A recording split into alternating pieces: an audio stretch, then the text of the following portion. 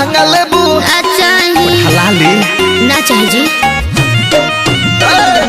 झुमका लेबू बाली लेबू लहंगा लेबू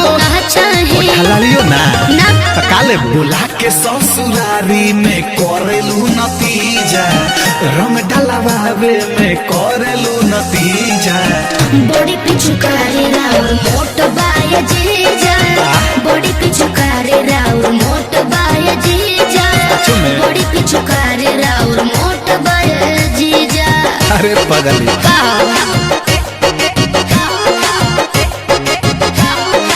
देखले बड़ू का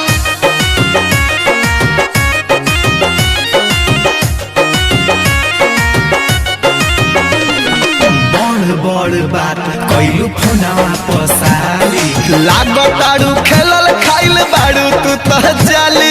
जाली हौ ना जी सच बोला बेहटे साढ़ू के समान जोनी नास करी जीजा हो वाला काम नहीं होई यही जा तोहरा खाती लाइल बानी बर्गर आती जा लाइल बानी तोहरा खाती बर्गर आती जा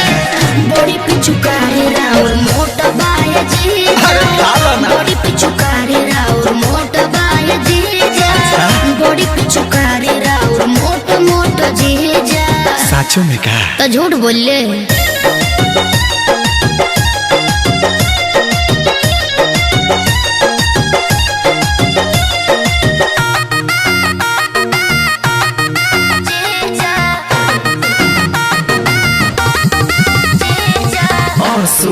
रंग हर चीज हम खाल हो गाल पर लगाइब चटकार रंग लाल हो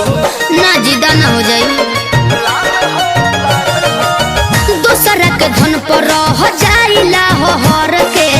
दीदिया फिर जाई माँ जली कोरा भर के।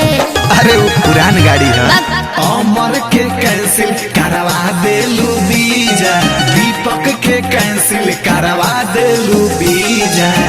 बॉडी पिचुकारी राउर मोट बाय जीजा बॉडी पिचुकारी राउर मोट बाय जीजा बॉडी पिचुकारी राउर मोट बाय जीजा। अरे तो मेड इन इंडिया